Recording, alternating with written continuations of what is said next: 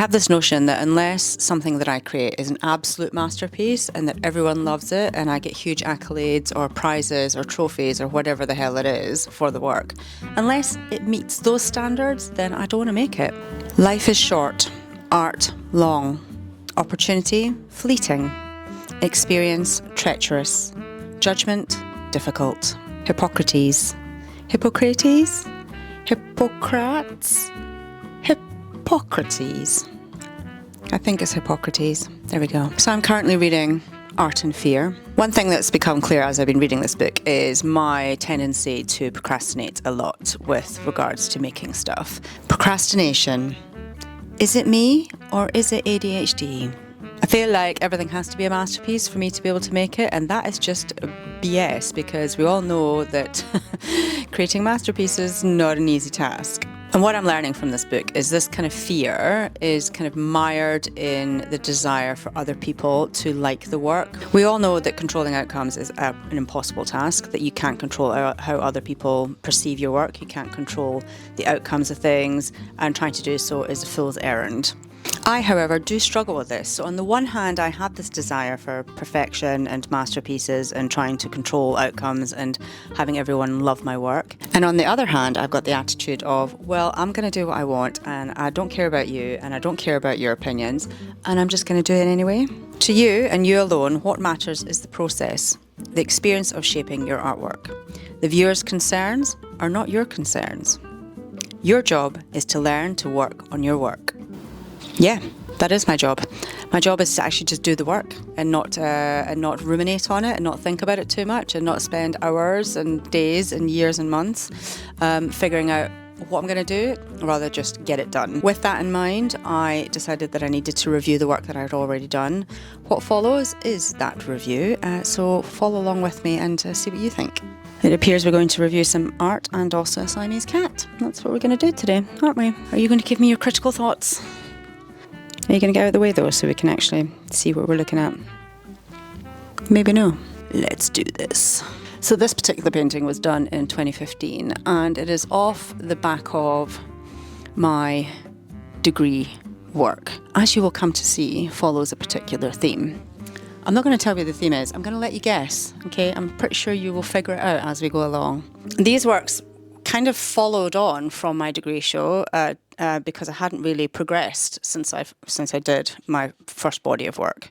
All of my degree show work was printmaking, so it was etching, mixed media, mixed etching, and a bit of screen print, I think.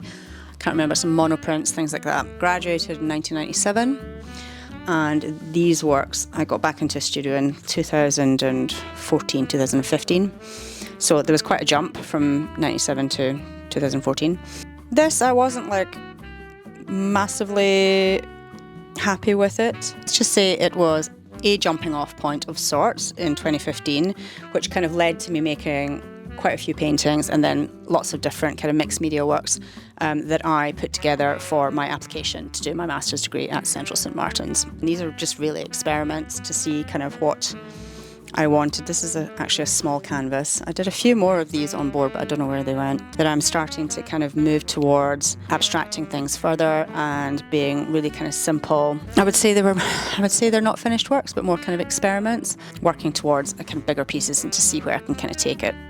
If you know what it is, you know what it is. However, there was a desire for myself to try and abstract things as much as I possibly could, to try and simplify the shapes, to simplify the imagery and make it kind of clean and minimal to a degree.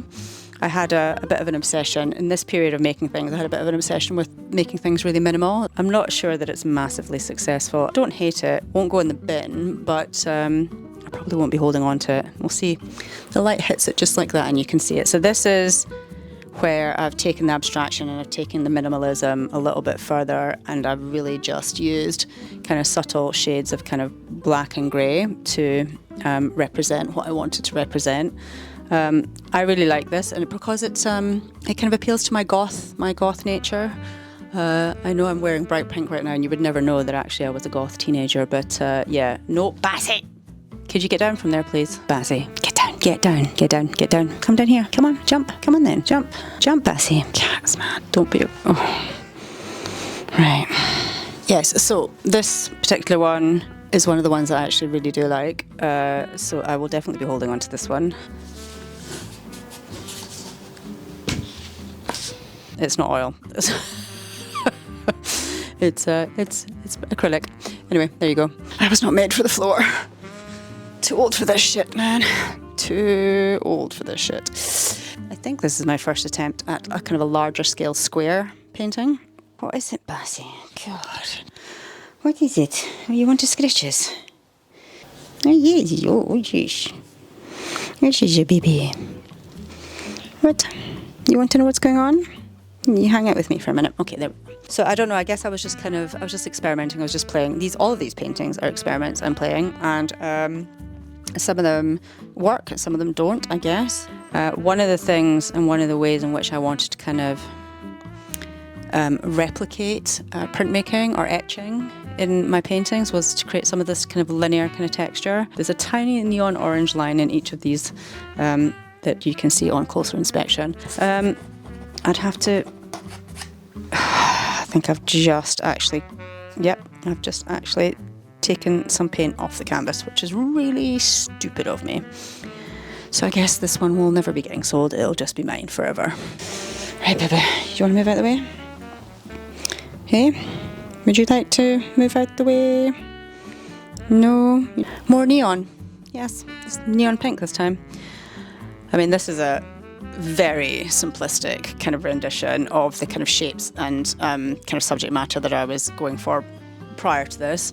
As you can see, there isn't really much to say about it other than I was trying to experiment a little bit with the shapes. Something to ponder as to how I actually incorporate more neon pinks and oranges into my work, because I think that's something that I certainly will continue to do because I love it.